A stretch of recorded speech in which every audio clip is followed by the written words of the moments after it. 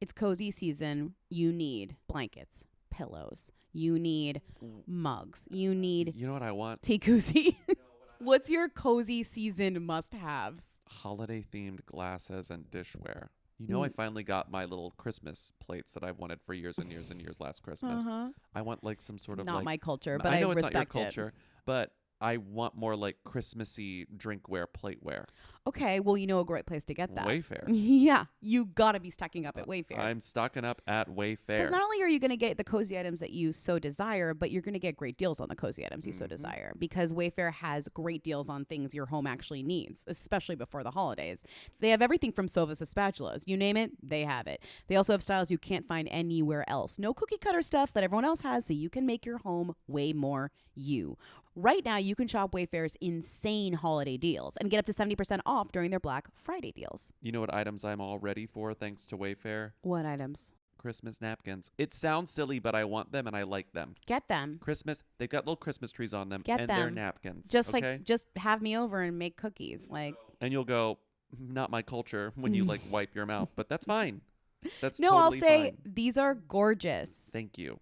Don't miss out on saving big with Wayfair this holiday. Head to wayfair.com now to shop Wayfair's Black Friday deals. That's WAYFAIR.com. You or Jayla? Yo, they wanna know. Hey, Mia. hey, Mia. Come on. hey. I want to be famous. Welcome to Who Weekly, the podcast where you'll learn everything you need to know about the celebrities you don't. I'm Bobby Finger, I'm Lindsay Weber. and here's a call. Hey, Lindsay, Bobby, Timmy. Hope you guys are okay. I don't remember the last episode I listened to you guys saying you were going on a vacation. I thought you already went on a vacation. I don't know. Hope you guys are okay. Okay. Crunch, crunch. We're okay. Did we forget to say the episode before that we were not having an episode? We did. We forgot That's to why. put it at the end of the last Who's There, and then you texted me and you said, can you record a little thing and put it at the end of the episode that says we're not And going to do you it on didn't do Tuesday, it. and I didn't do it. Yeah, well, this is your fault. You had everybody worried. I had people texting me, where's the episode? Are you okay? Are you okay? Stop scrolling. My mom is missing and I need your help. Please spread the word. Every day that passes makes it harder to find her. And I said, can somebody take a vacation? And I just think people were worried. Yeah. Lindsay wrote on the doc, we need to normalize having shows off, LMAO. It's true. I We need to know. normalize it. Wow twice a week is 99% of the time, okay? It needs to be normalized that sometimes it'll be wow once a week. It'll be wow, whatever we need. I need to make up for the lack of an episode on Tuesday by reading Yes. this headline. The first story that I saw on Twitter today when I opened up Twitter, the Who Weekly account, and I saw this headline. This is the headline on the blast, but it was also just the Twitter copy too. Lauren Drain's chest pops out of bikini while promoting mental health. I was going to say, following the blast on Twitter is like the worst idea. It's only women I've never heard of, and it's like about their breasts and chests. It's a crazy amount of breasts and chests. When did the blast become like Bikini Town, USA? I think it was sort of a course correct because they were supposed to be the successor to TMZ, right? Where it was like, we're the new place where you get your exclusive, hot, instant updates from like scandalous celebrity things. But then I think that they still couldn't compete. TMZ was still getting the goods. Radar was still getting the goods. And they were like, how do we compete? They really couldn't compete. But it's also funny because you see the names of these women and you're like, okay, well, who is that? And usually it's like, oh, some like influencer type model, very Demi Rose, very Very I Demi can't even think of Rose. another name. But this one you found, I have to say, this is probably the best reveal of who it is. Well, I'd never heard of her. I just want to read some of the more recent other tweets from the blast that preceded Lauren Drain's chest Before pops out you of say bikini promoting who mental health. Lauren I say- Drain is. You might know who she is. I didn't know who she was. No, I don't think anyone knows who she is. WWE star Valerie Loretta is showing off plenty of skin. Fisher Vicky Stark in her little bikini is getting a tan Fisher? in Cabo. She's a fisher. Wait, a fisher? Like a As in fishing? she fishes. She's a professional fisher. She's holding up a A fish in the professional, photo. a sexy professional A fisher. sexy professional fisher, yeah. When Josh and I were in Montana for our vacation last year, there was like a funny sort of rivalry because one of the tour guides who like we did this fishing Sexy. trip with, there's Oh. like a sexy, really cool Instagram famous tour guide who they all Stop. really like. But they're like, she gets all the business now because she has like a great social media presence. Because she's sexy Fisher. They didn't say that, but like you look at her Instagram, she's sexy Fisher. sexy and she's Fisher. really popular.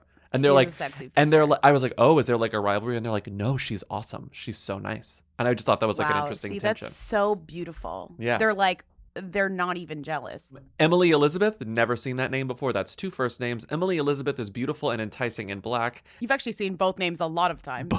Bo Raymond in her tiny red bikini puts the hot in hot tub. See, that's just lazy, okay? Then we have Lauren Drain's chest pops out of bikini while promoting mental health.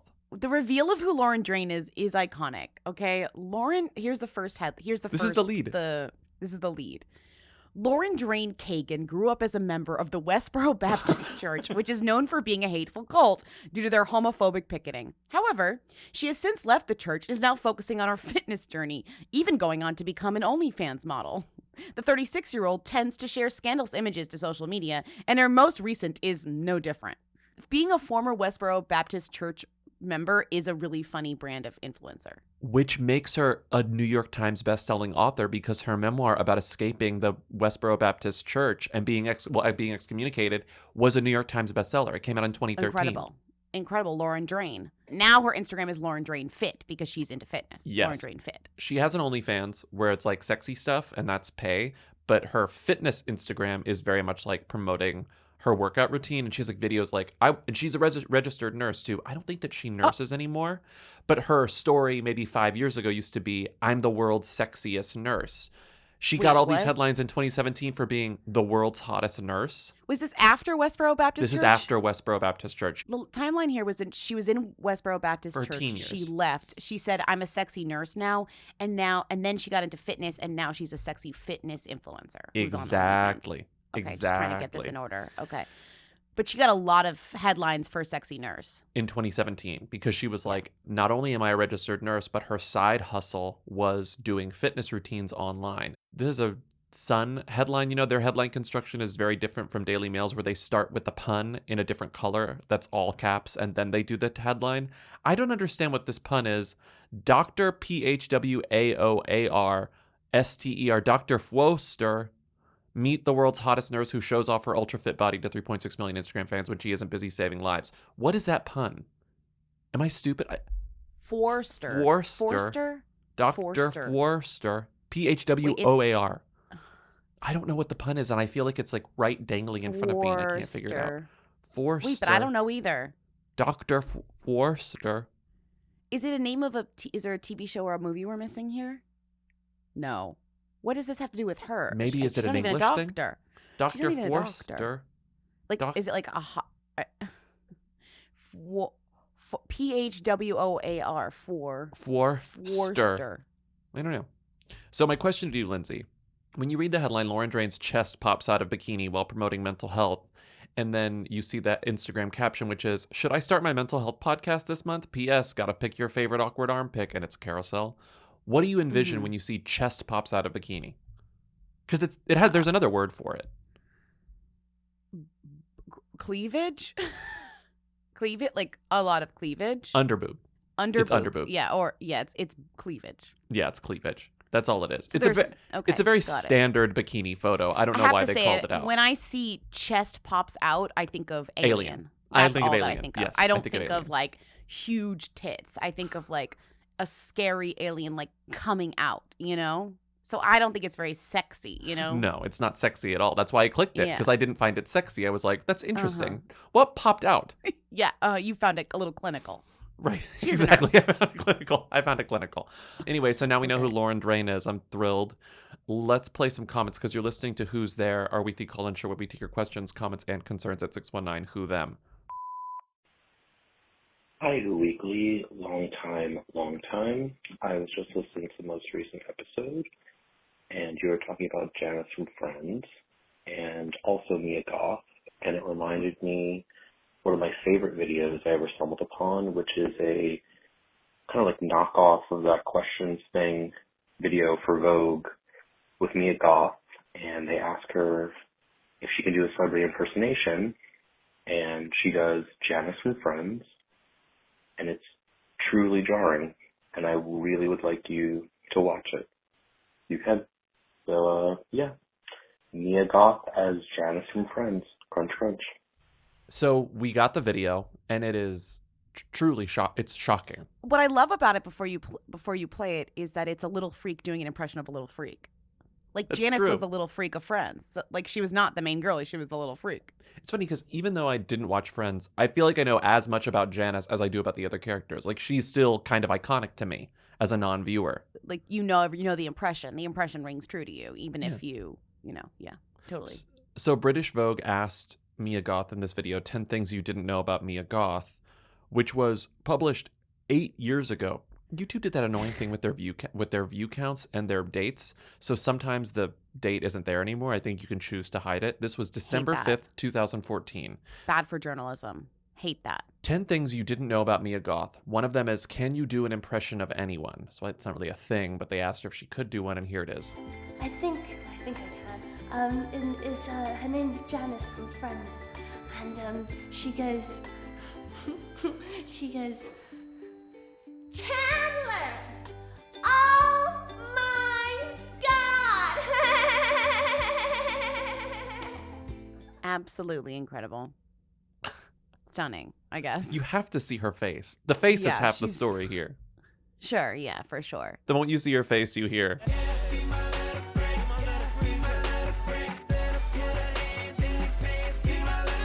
Little freak.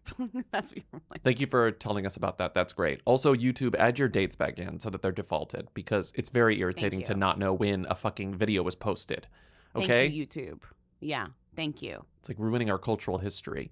Next call. So Marc Anthony is marrying another Miss Universe after he's already been married to Miss Universe 1993, Dayanara Torres, with whom he has 2 children. What? Crunch, crunch. I can't tell if this person like heard us talk about the new Miss Universe he's marrying or just saw the news herself and was like, that's so funny that he's marrying a second Miss Universe. He's now been married to 2 different Miss Universes. To be fair, there's like a pretty decent sized pool of Miss Universes. It's not like this rarefied group.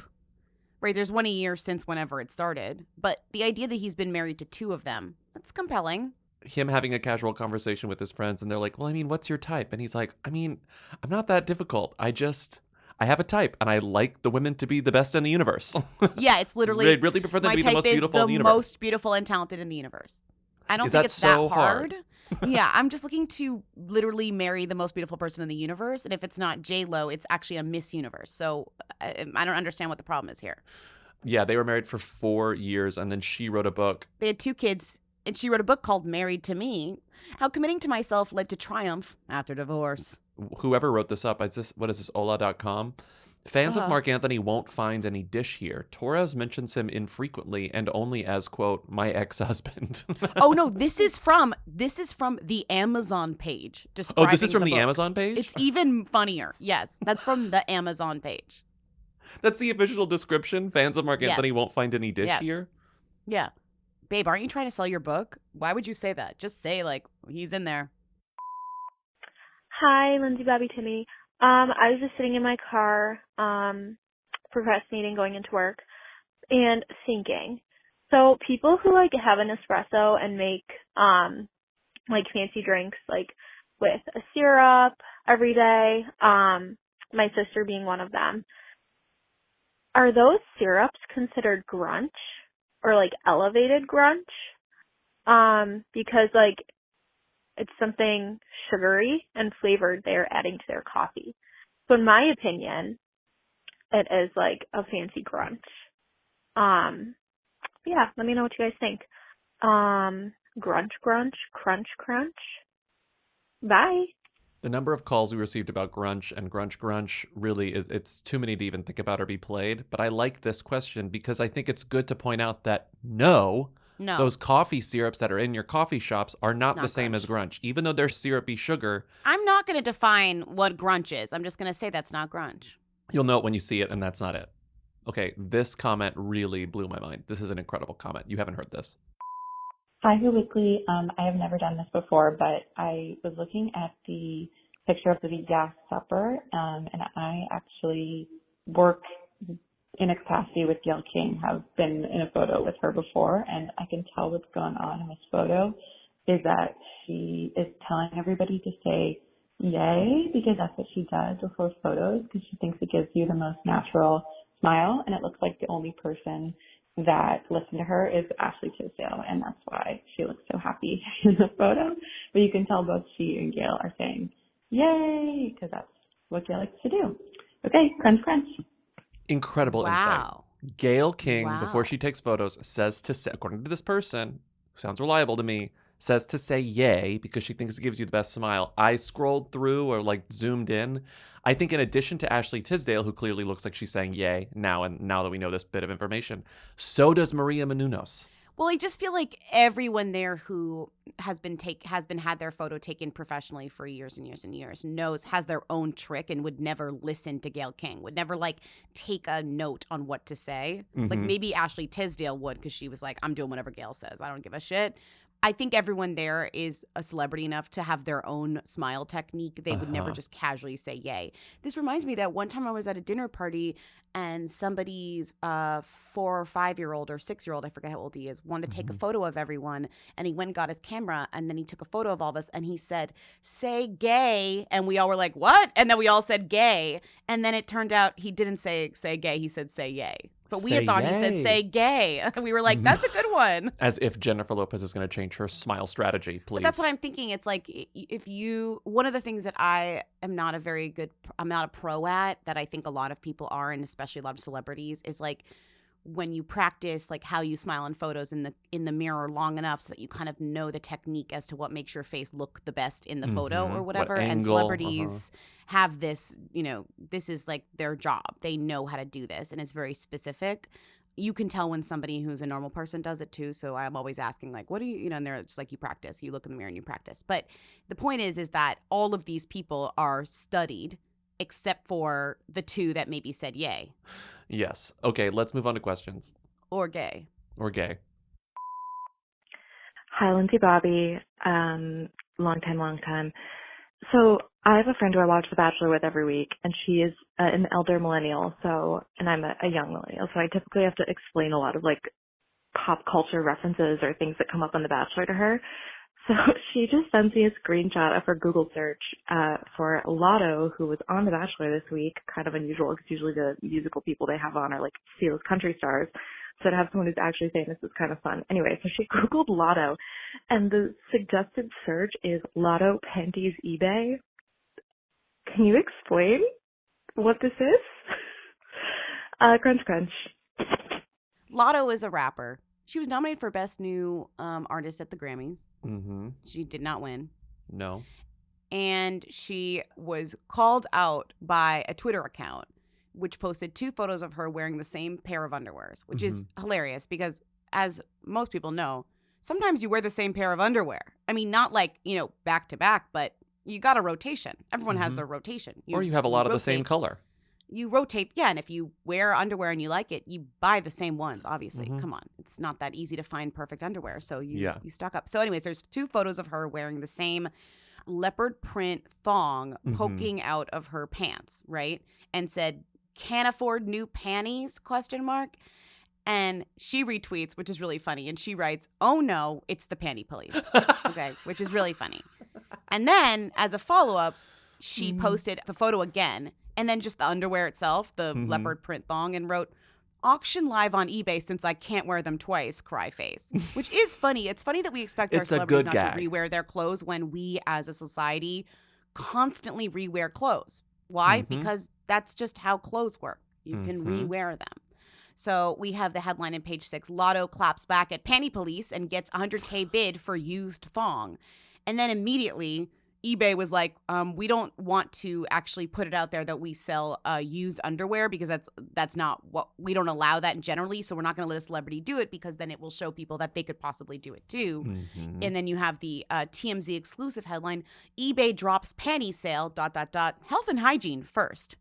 Spokesperson for eBay tells TMZ hip hop used and worn underwear is a direct violation of their used clothing policy, and that's why it yanked Lotto's link to auction off underwear. Meanwhile, there are plenty of places you can sell your used underwear on the internet. I guess eBay is just not one of them.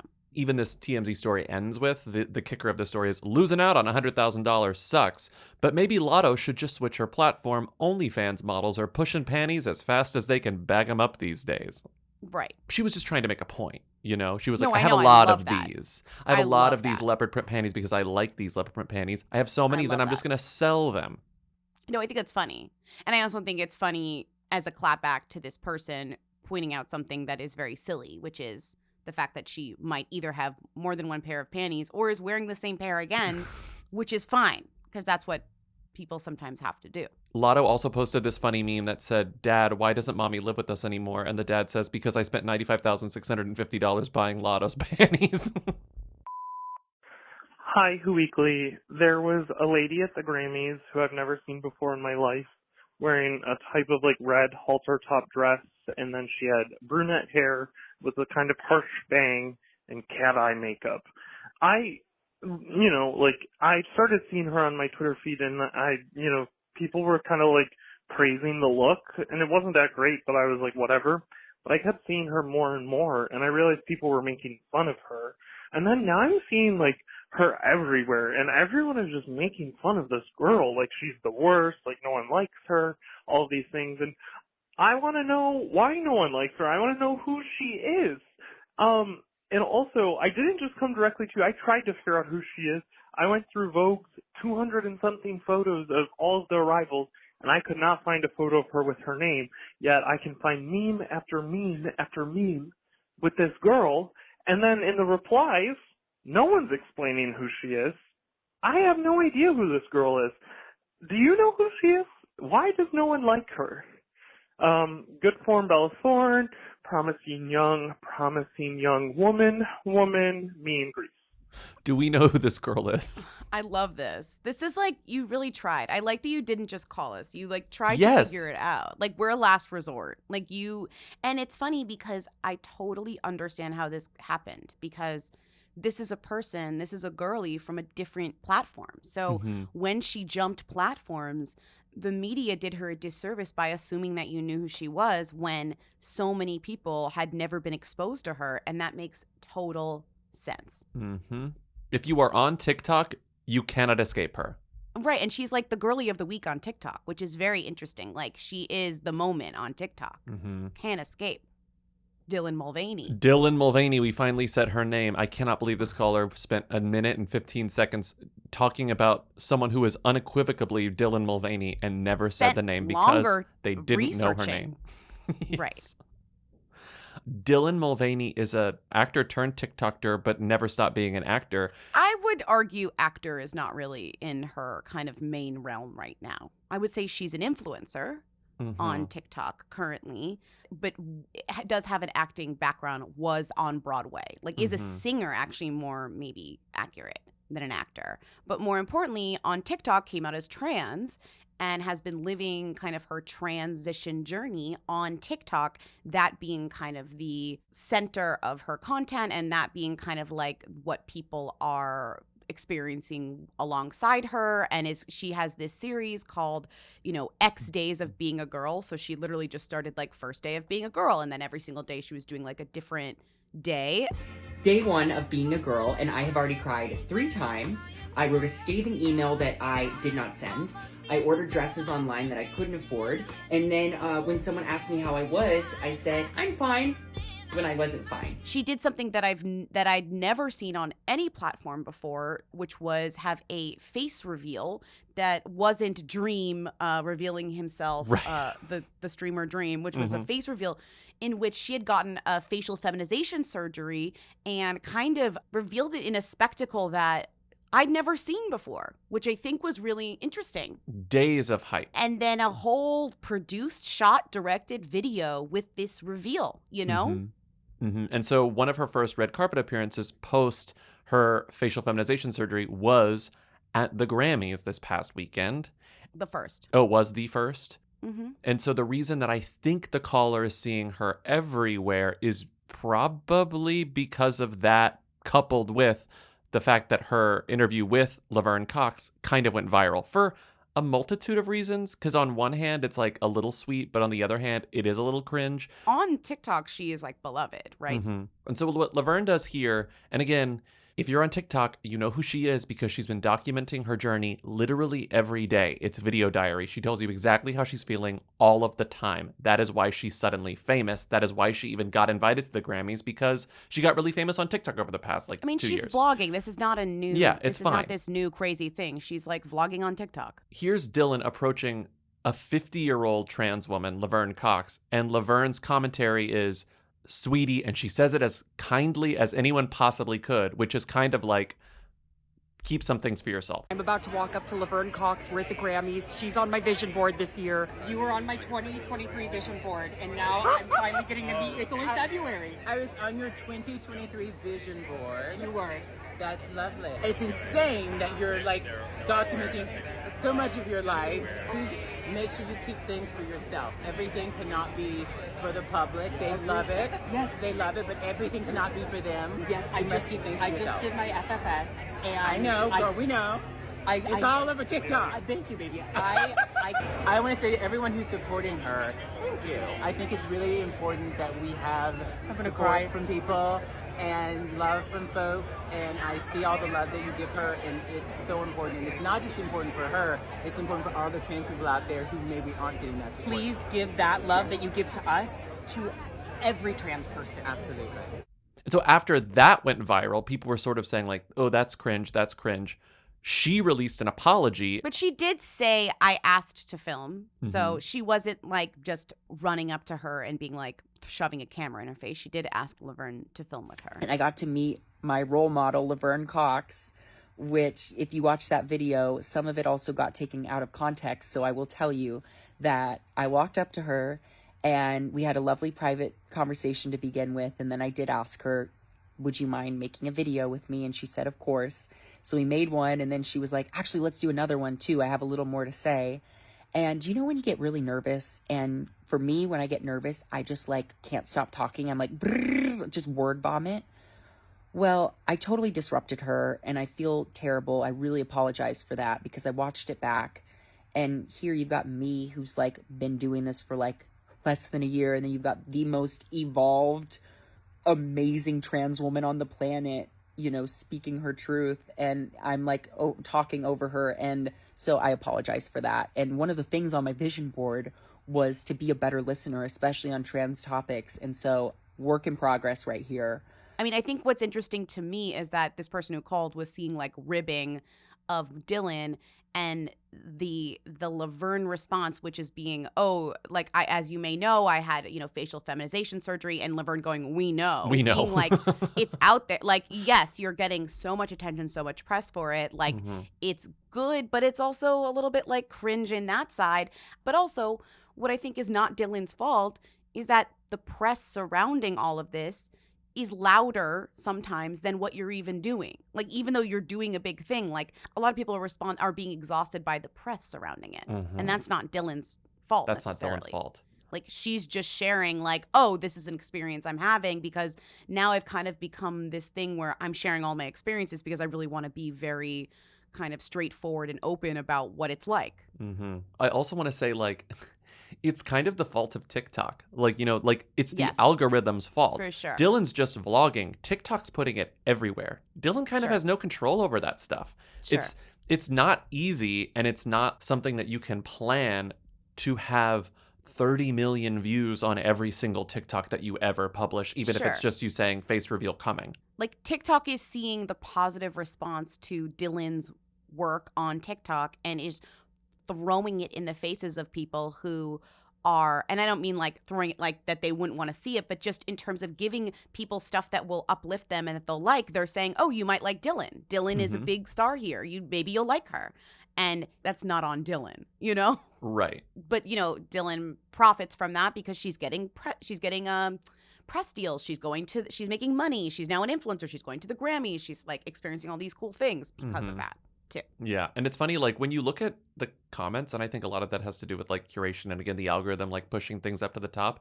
It really is like a generous, loving community that she's built. And when you think about like people who are hate her and who are mean to her, it's like Republican lawmakers. Like when people are like, we hate this person, like I'm sure I don't want to act like she hasn't dealt with her like plenty of hate and like transphobia in her life. Obviously she has plenty that she probably doesn't talk about, but it's like the people who are openly being like, we hate Dylan Mulvaney are not like Twitter people or TikTok people. It's like Caitlyn Jenner and Marsha Blackburn, you know, like it's like, and they don't even like know her. They don't like, even know who she is. Yeah. And I think the ribbing and the trolling that this person was seeing was because I think there is a little bit of a pushback on like a younger generation person sharing their lives. Just like Laverne Cox immediately had that kind of like, you know what, just maybe keep some things for yourself. I can't think of a person over a certain age that would not like meet somebody who vlogs themselves every day and have an immediate like a little bit. Just I think it is. As a millennial, I think we're kind of in the in-between of that. Like we kind of are like that, but we're kind of not. We live journaled, we didn't YouTube. We've been there, but not on like this scale. But I do think it is kind of just this natural, even if it's just a natural response to anyone doing anything like this. It's interesting to see. Yeah. If you would like to know, does President Joe Biden know who Dylan Mulvaney is? The answer is yes. Right. Like Dylan Mulvaney has like been to the White House to talk about trans issues in the United States. But like, would you know who Dylan Mulvaney is if she appeared on the Grammys red carpet and you'd never open TikTok in your life? No, probably not. I don't know. Probably not. The other thing that I think Timmy pointed out was that we talked about Renee Rapp and the Sex Lives of College Girls girlies last week. Dylan is part of that crew. Dylan is in the Renee Rapp video for Too Well, along with Aaliyah Chanel Scott, who is also in the Sex Lives of College Girls. Oh, because Dylan was on Broadway with Renee Dylan Rapp, was on Broadway with Aaliyah. Right. Dylan and Aaliyah were in the national tour of the Book of Mormon. That's what they were doing right pre-pandemic. So when the pandemic happened, their jobs go away. And in 2022, when the second season of Sex Lives of College Girls started, Aaliyah was interviewed in Interview Magazine by Dylan, and they like talk about the origins of their friendship. They met doing that. This interview is like has everything you could possibly need to know about Dylan. Number one, Aaliyah Scott's the person who told Dylan to download TikTok. Funny. There would not be Dylan on TikTok sharing her journey without Aaliyah Scott. They met doing Book of Mormon, like I said. And also there's a whole thing in here where she's like, this is pre-Laverne Cox. She's like, am I sharing too much? Every day I'm like, am I sharing too much? Right. This is crazy, but I'm also like, this is what I do now, and now I feel like I'm compelled to do it. Dylan says, I don't believe we should be perceived by millions of people on such a vulnerable level every single day. I'm having to come to terms with the fact that this is not how humans were supposed to communicate. In some of my videos, I get like 50,000 comments. The fact that 50,000 people can tell me something is wild. And then Aaliyah responds, yeah. There is an awareness, but I would say, the rush of it all is more powerful than the self-awareness at this point. Yeah. Did you see the clip I put in here of Dylan was on The Price is Right during the pandemic? I don't know the origin of how like Dylan got into the Price is Right audience, but not only did Dylan get into the Price is Right audience, she made it on stage. Anyone can get into the Price is Right audience. It's a show. You can go see. Who do you want to say hi to? Big thank you to my musical tour family, my CCM friends, my mom and dad, and to my future soulmate. I can't wait to meet you. Thank you. I am very tipsy, but I'm reading a headline in People magazine that says Ashley Benson is dating Brandon Davis. What? For real? Like the guy that like used to date like Paris Hilton? Really? What is he? I don't remember. I remember there was like some drama or whatever, and it was like always in the tabloids, and like maybe there was Misha Barton, but I don't remember anything about this person. And why are they dating Ashley Benson? And how old are they? And like, what's happening? Can you explain this? Tim Tebow lesbian. Okay, when I saw this come across my timeline, I literally like gasped aloud, which is like very funny. Yeah. Because just seeing, first of all, Ashley Benson, I'm sorry, but she has like Selena Gomez taste in men at this point and women. I just think like, what girl, what is going on? Like, who are you? What are you doing? I don't know. I think she's just having a good time. Like, she's a Benzo, you know? She's chill. I don't think that this is a good time. Like, Brandon Davis, when he was at his kind of most rambunctious fire crotch era, sure, that's a fun time. But, like, Brandon Davis now? What did Michael K. used to call Brandon Davis? Greasy Bear. Well, they called his Greasy Bear. late brother Gummy Bear.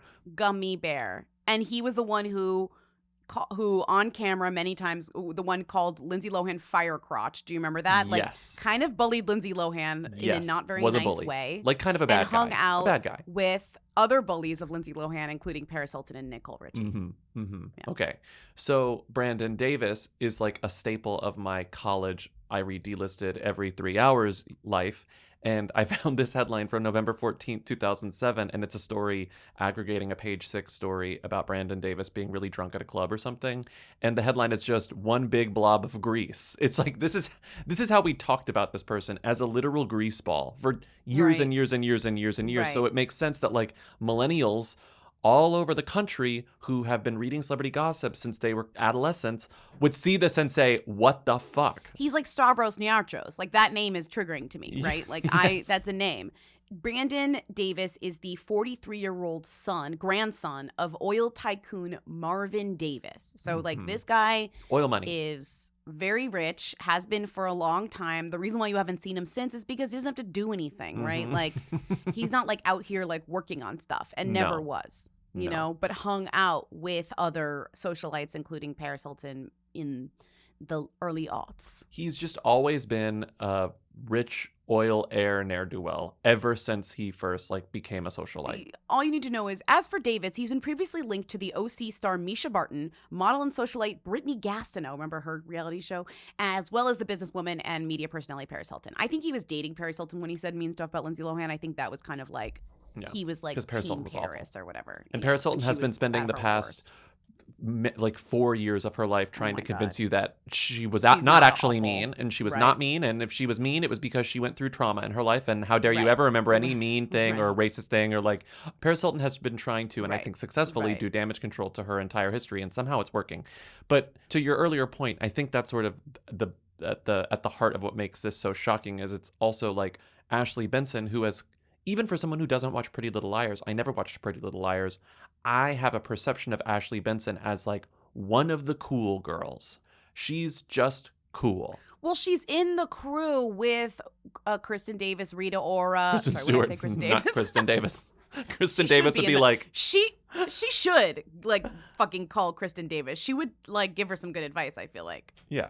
Yeah, she's in the crew with, because of Cara Delevingne. She's in that, like, girly crew with Kristen Stewart and Rita, and then Rita's hairstylist and all those kind of, that party squad right now. And I'd argue that Ashley Benson is cooler than Cara Delevingne. But Ashley Benson is cool, and now she's dating oil heir Brandon Davis. Okay. It's very weird. I still want to be like, girl, why? Girl, what? I love this source quote to people. They have a lot of mutual friends and are both super fun and very social people. Okay. I mean, sure. Yeah, like Benzo and an oil tycoon son. Sure, for sure. Grandson. Like on paper, it makes sense that a socialite son of an oil baron would be dating a notorious cool girl in LA actor. Right. But Brandon just has decades of baggage associated with him that makes it weird. Sure. I mean, click his name on the Page 6 archives and you have quite a bit of stuff as recently as 2015. So it's like he hasn't been... 2015 was the last time they wrote about him. He was charged with a DUI. But before that, he was like... every so often being written about as being in debt, as being scammy, as getting into a fight at a museum, et cetera, et cetera. This is such a perfect encapsulation of what kind of person he is. Oil scion gets into scuffle at Art Bash. That's him. That's the type of guy he is. Right. Next call. This podcast is brought to you by Squarespace. Can't imagine it any other way. WhoWeekly.us is a Squarespace. It will always be a Squarespace. We love our Squarespace. Even if they said no more advertising on this podcast, we would still have it be a Squarespace because honestly, it's just the easiest, sanest way to have a website on the internet at this point. Yeah. I really can't think of another option. No, I wouldn't even know how to do another option at this point. It's like it is a perfect way. I know they have all the features I need. If there's a new feature that I need somehow in the future, I know that they're going to have it. Mhm. Let's say there's something we need to do on this website that I can't even think of right now. I know that As in the future technology advances, that they will have our I back. trust that Squarespace will keep up. Well, because right now it's like, we have our tour dates that we're able to change on a whim, Very which we easily. need to. But Squarespace does plenty of other things. They've got, you could do a course, you could host a course, you could do analytics, you could do email campaigns, you can take payments, you can sell stuff. I mean, it's like sell stuff we could do whatever we wanted on Squarespace, and I am actually comforted knowing that I could do that in the future. Yeah. So head to squarespace.com for a free trial. And when you're ready to launch, go to squarespace.com/who and save 10% on your first purchase of a website or domain. That's 10% off your first purchase of a website or domain. Love my CB distillery. It helps me sleep. I love my they're called gummies. They have gummies and gummies. The gummies don't quite put me to sleep, but the gummies do put me to sleep. And I take them most nights, to be honest. You do. I know you do because you tell me about it every time. You're like, well, that worked. And for Bobby, nothing seems to be working. So this is an incredible breakthrough for you. Genuinely a huge breakthrough for me. CB Distillery's targeted formulations are made from the highest quality, clean ingredients. No fluff, no fillers, just pure, effective CBD solutions designed to help support your health. In 2 non-clinical surveys, 81% of customers experienced more calm, 80% said CBD helped with pain after physical activity, and an impressive 90% among them, myself, said they slept better with CBD. So if you struggle with a health concern and haven't found relief, make the change like I did to CB Distillery. And with over 2 million customers and a solid 100% money-back guarantee, CB Distillery is the source to trust. We have a 20% discount code to get you started. Visit cbdistillery.com and use code WHO for 20% off. That's cbdistillery.com, code WHO. cbdistillery.com. I slept in a terrible bed at one of our dates this tour. I won't reveal where it was because I don't want to be super rude, but the bed was absolutely horrendous. Big dip in the middle. I was always like rolling into the center. It was so bad. My back hurt so bad when I woke up. And guess what? When I got home, my favorite part of being home was getting in bed. Yeah, I you was were like back finally, into my mattress. It's real. Yeah. It's a real bed that was chosen for me based on a quiz, the Helix quiz. Right. And sometimes when people use my mattress, they're like, that's a little soft. And I'm like, yeah, it's made for me, not for you. For you. Which actually even drives home the fact that it's so made for me. Mm-hmm. You know what I mean? I kind of relish in the fact. I mean, I don't want my friends to be uncomfortable, but I'm like, I kind of am like celebrating the fact that it's like for my body, not for yours. Mm-hmm. I just sleep so much better on my own mattress than literally any other mattress.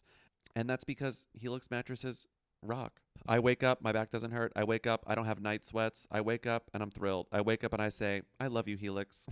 That's so incredible. If you want to experience the joy that I experience every time I get in bed, the and satisfaction, every time I get out of bed, you should go to helixsleep.com/who because you will get 25% off site-wide plus 2 free dream pillows with any mattress purchase. Plus, get a free bedding bundle, which includes 2 dream pillows, a sheet set, and a mattress protector with any Luxe or Elite mattress order at helixsleep.com/who. That's helixsleep.com/who. Hi, Who Weekly. This is just an informational call that Architectural Digest just started posting tours of David Barber and Lily Allen's home, and it looks like it's going to be a pretty wild ride, so you might check that out. Thanks. Crunch, crunch.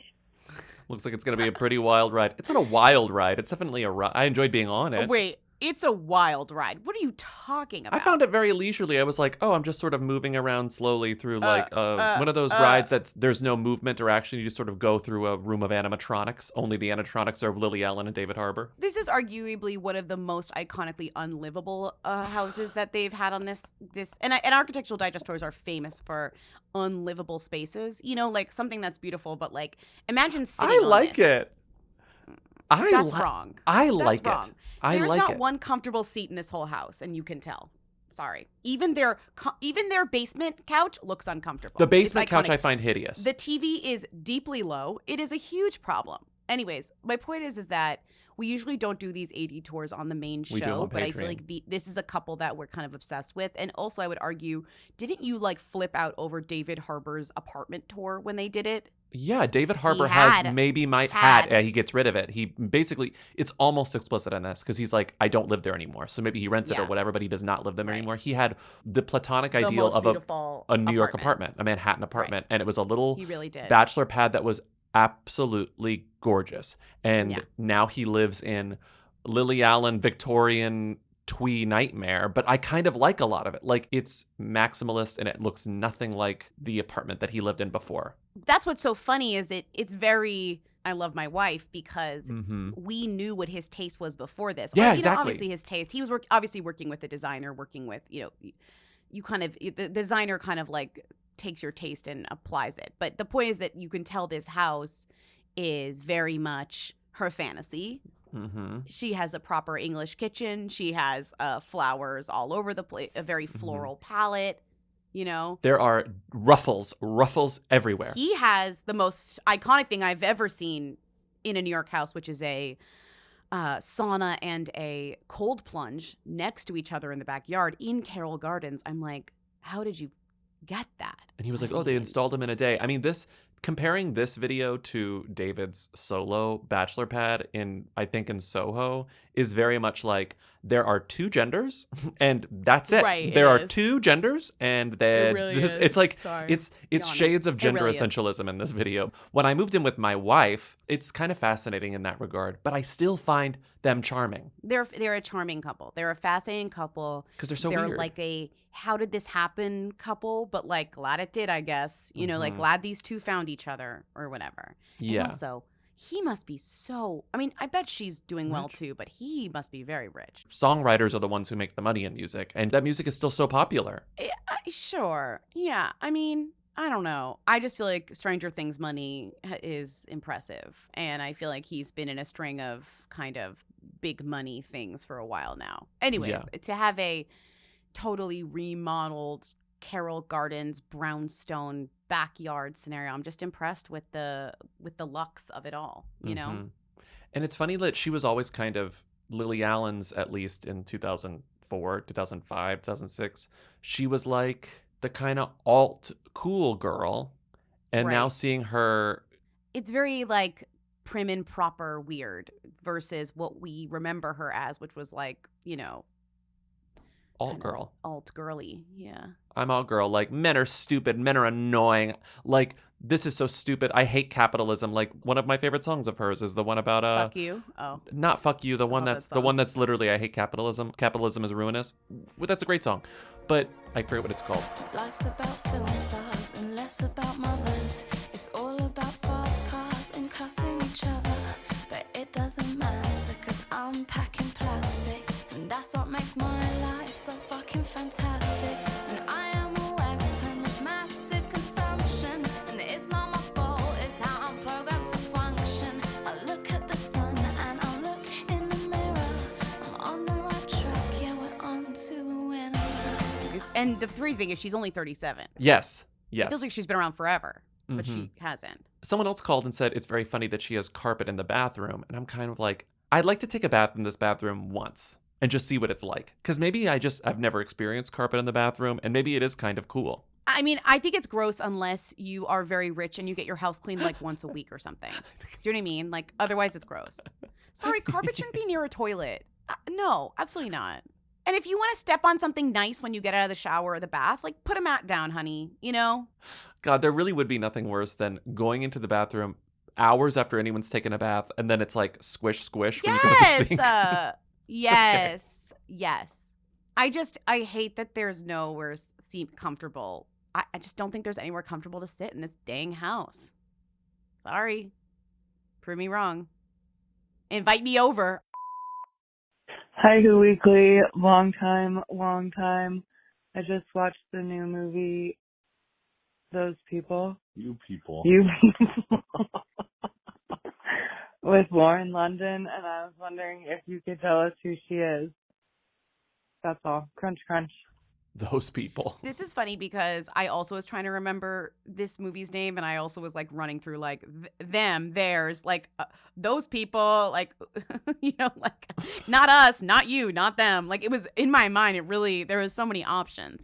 This is the new Kenya Barris movie, and Kenya Barris, like Ryan Murphy and Prolific. Shonda Rhimes, is a TV producer who was basically given like hundreds of millions of dollars by Netflix to be like, develop stuff you want to do. We'll do whatever you want to do. And this is his sort of pretty hyped, but then I think kind of under the radar because it got a lot of press, but it's also like, I don't know, Netflix releases are just very strange. So it's everywhere and nowhere at once is kind of what the deal was with the Netflix movie. And it's got Jonah Hill and Lauren London as like kind of the main couple. I forget who their parents are. One is Julia Louis-Dreyfus, right? Yeah, Julia Louis-Dreyfus and David That's Duchovny Jonah's mom. are Jonah's parents. Lauren's parents are Eddie Murphy and Nia Long. If this were in a theater in like pre-pandemic, it just like this would have been a huge A-list comedy in 2019, Right. because this is all A-list people. The latest drama with the movie, though, is someone who went on. Who was the person who did it? Andrew Schultz went on Charlemagne the God's podcast. But who is he? He's a comedian who is in the movie. So he was in that scene. So he was there on set and Okay. saw it happen. So he said that he doesn't remember or had never saw them kiss at the end of the movie. But in the movie, they kiss. And he said it was a CGI kiss, which it actually does look CGI because there's this like falling petal thing happening that like kind of gives unreality to it all. Like it is weird. And in my mind, I'm like, maybe they had to like fuck with this kiss because of the petals. Because to me, there's no reason why they wouldn't kiss. His like, explanation was that it kiss. was just going to cut to black right before they kissed. So the movie ends with them like Oh, so they leaning just in and didn't kiss. kissing. But apparently he said he thought the movie was supposed to, right before they touched lips, it was going to cut to black. And then at some Right. point, a decision was made, no, we need to see. It's sort of like the rom-com version of The Top in Inception, where they're like, we need, like, will the top fall or will it not fall? It's like, what if Christopher Nolan was like, we got to have that top fall at the end of this movie? That's like this. It's like, we actually need Lauren London and Jonah Hill to kiss in this.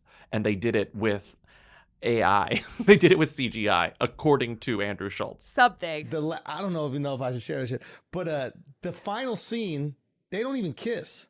It's CGI. Get the fuck out Swear of to here. God, son. How's it CGI? I'm there. I'm watching the wedding, and I see them go in for the kiss, and their faces stop like this far. And I'm like, I wonder how they're going to play that in the movie. Oh, they're probably just going to cut right there. But the movie, you could see their faces come close, and then you could see their faces morph a little bit into a fake kiss. I mean, all Netflix movies look like they've been shot That's with what I was AI, gonna say. CGI, so it's irrelevant to say, oh, it looks like CGI. It's like, yeah, the entire movie's lit the most insane way so that it looks stupid. Right. It doesn't look Every different. Netflix movie looks crazy, which is sort of like, it's their camouflage. This can happen because every Netflix movie looks crazy. So when you're like, something looks kind of off in this final kiss, you don't really think too long about it because everything looks off in a Netflix movie. So that's my thoughts on this kind of scandal that people are trying to make a thing. I understand why it's weird, but I kind of think it's more has to do with like post-production than it has to do with like anything else. Well, also he didn't do press for the movie, but he came out a while ago and said the reason why was because like of mental health issues. I just like couldn't do press, and Kenya Barris allowed me to kind of not have to promote this movie. But who is Lauren London? Lauren London is She's in everything.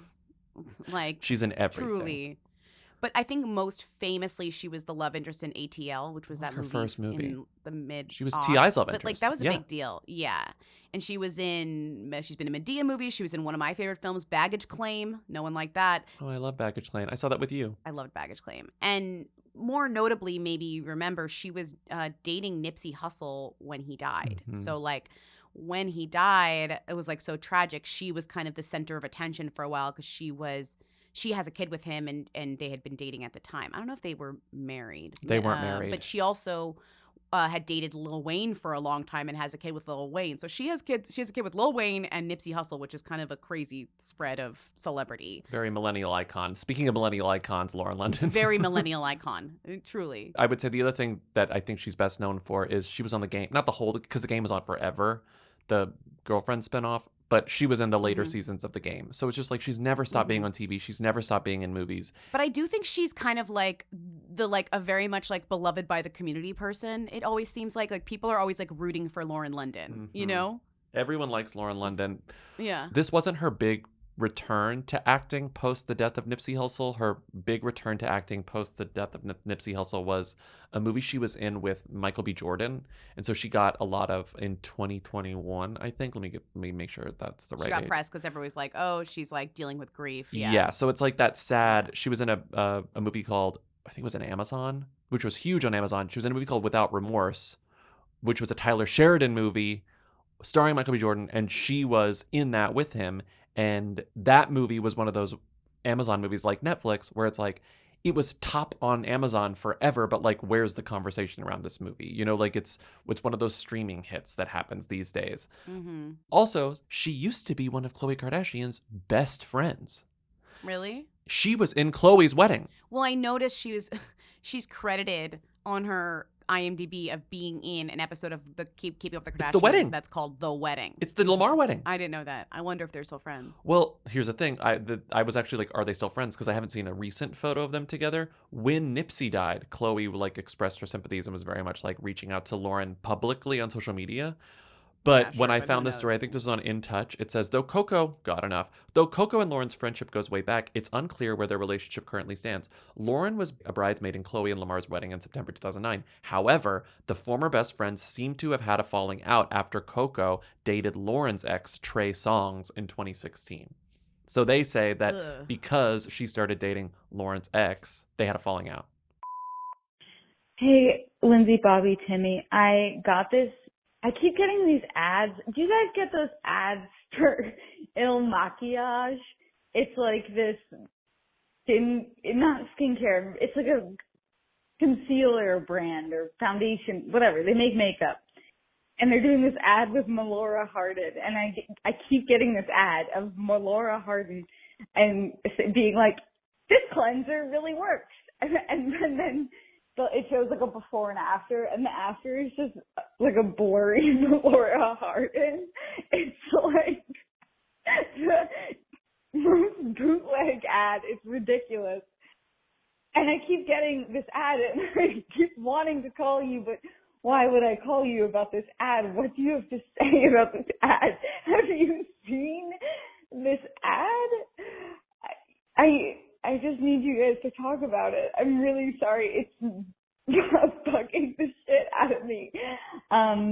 One of everything really good. The toxic behavior of knowing that when you call us, there's like nothing we could possibly say about this, but doing it anyways, and actually knowing and expressing like, what are you going to say about this? But I still need to call you to hear what you're going to say about this.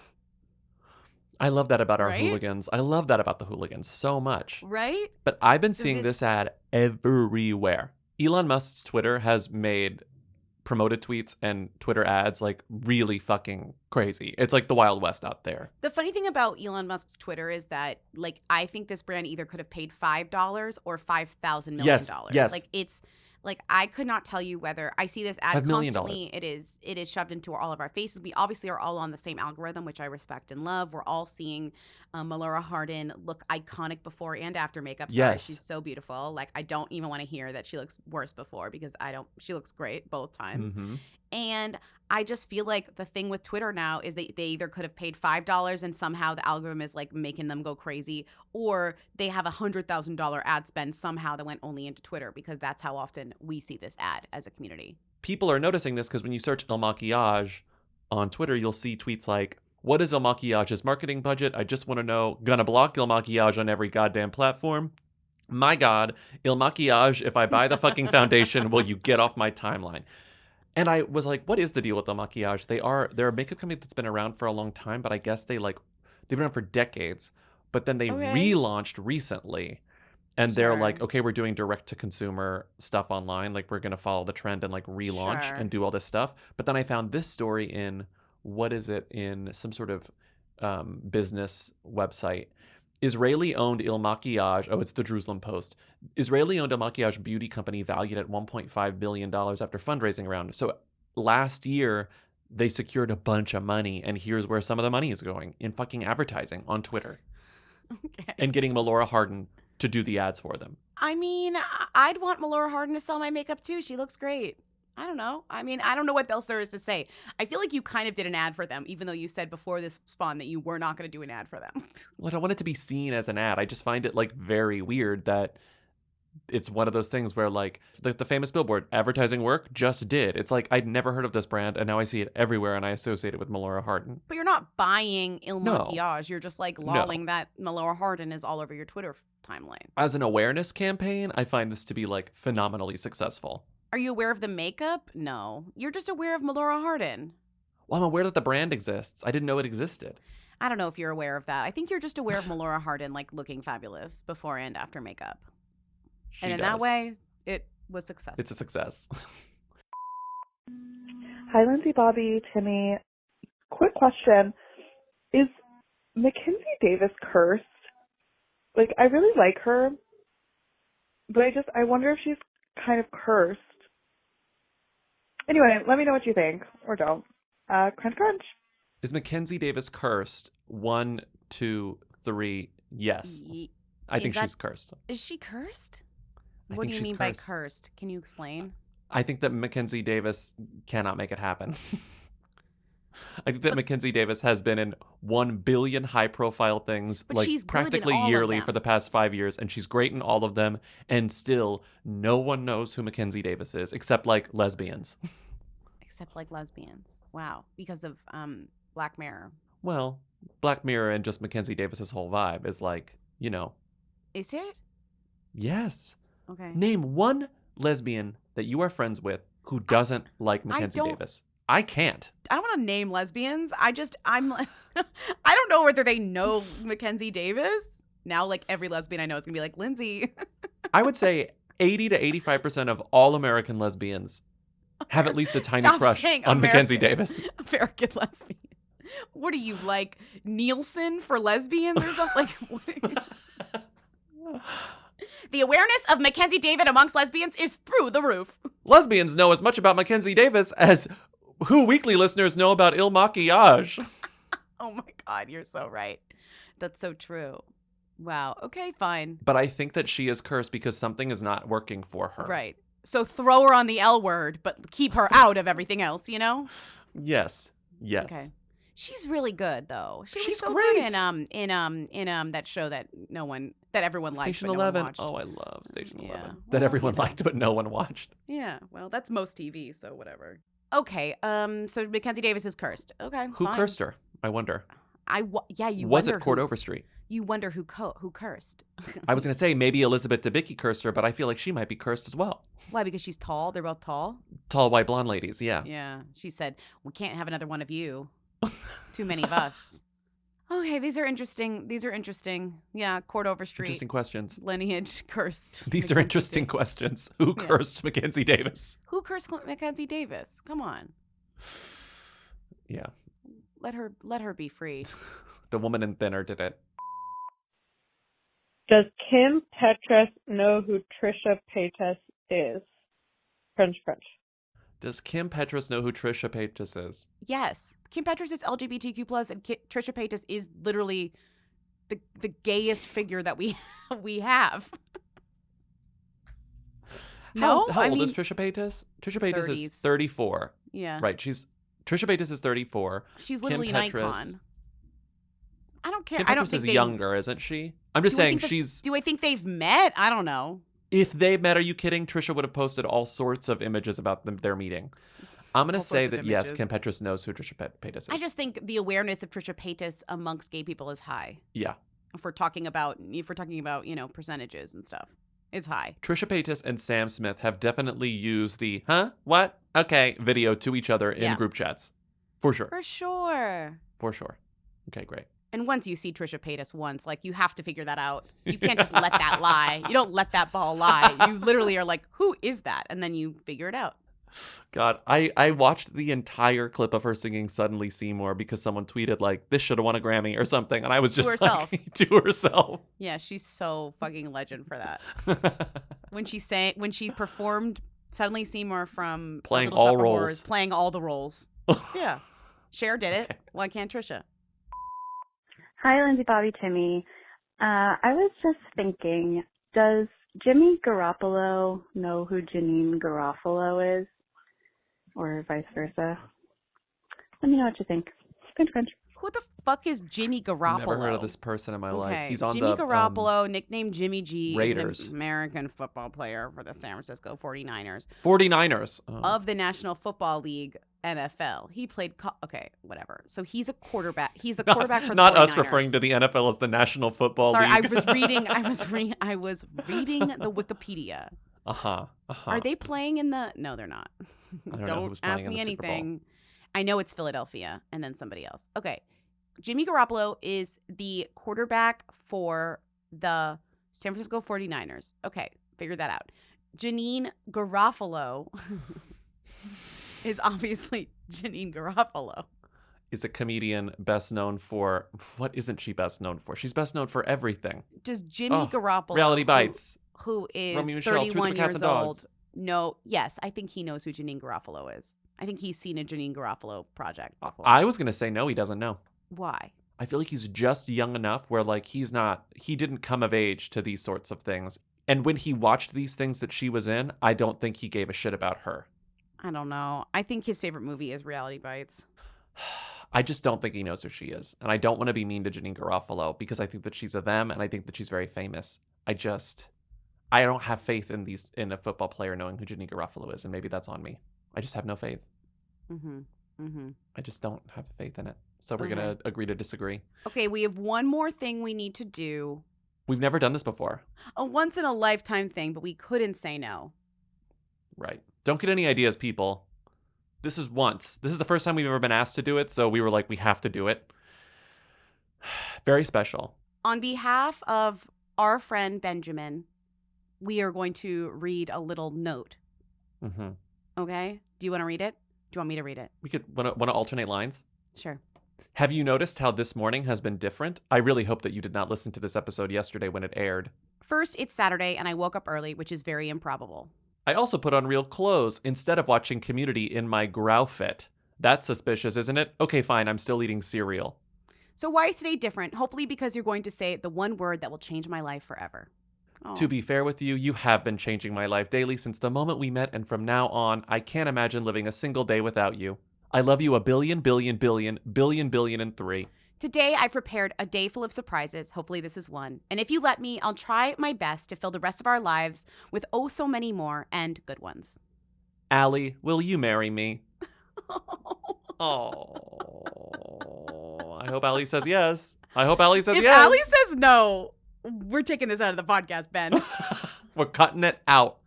Ben, if Allie says no, let us know so we can chop it out so other people can't listen to this, okay? Yeah, I would just feel bad. I just wouldn't want your, proposal. But she probably said yes. If you came this far, if you literally submitted it to the podcast and now you're listening together being like, she's probably crying, I don't know. Or maybe she's like, I can't believe, you ruined my favorite podcast with your proposal. Absolutely not.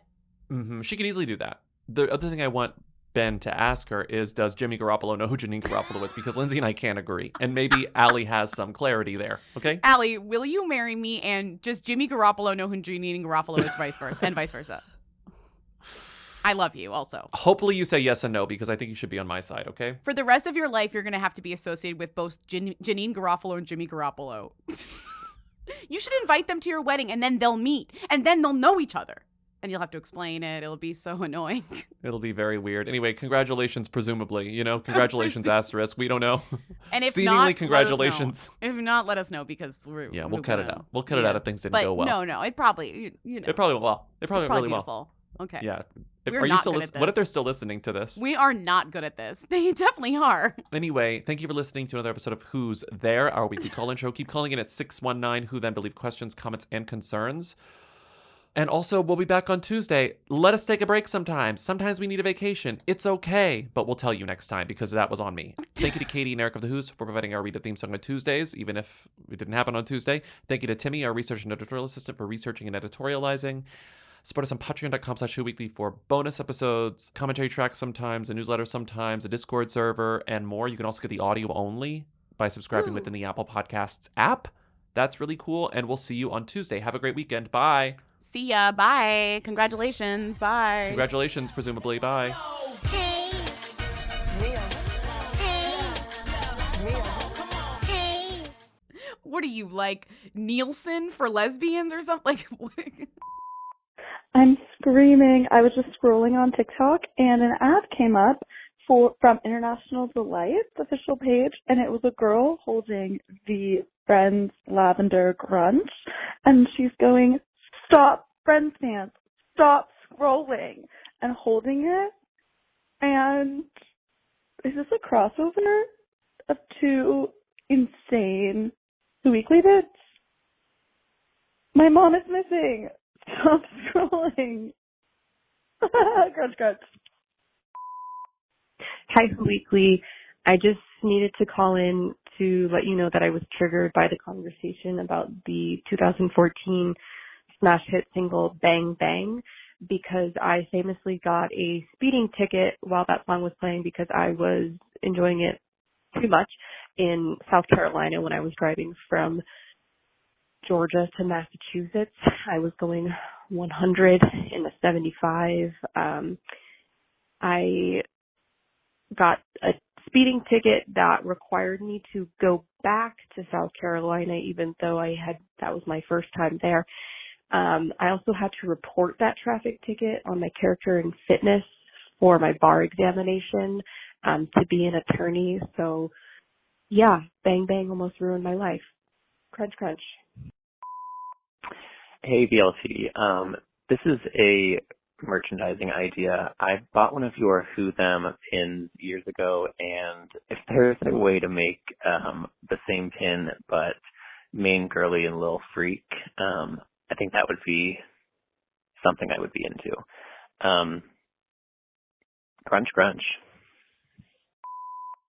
Listening to you guys talking about grunge is making me think about like when you go to a club and there's like shot girls walking around with like a bunch of shots on trays and stuff, and how there should be grunge girls at like at Starbucks or coffee shops, girls that walk around with different like coffee creamer flavors on a tray, and they're called grunge girls. But they should also still wear the same outfits they wear at a club. Like they should still be wearing bikinis, but in Starbucks and handing out grunge. Grunch, grunch.